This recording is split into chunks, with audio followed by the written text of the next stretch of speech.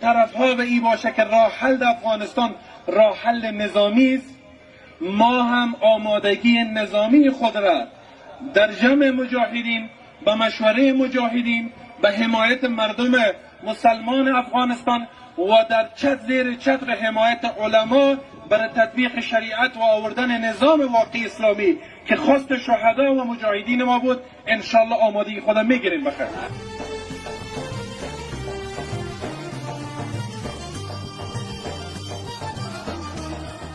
جناب رئیس جمهور به قوت مجاهدین، به نیروی مجاهدین، به انسجام مجاهدین، به نقش علما و به توان ما و شما باورمند نیست. خدا کنه هیچ وقتی او محتاج ما نشه و ما محتاج او نشه.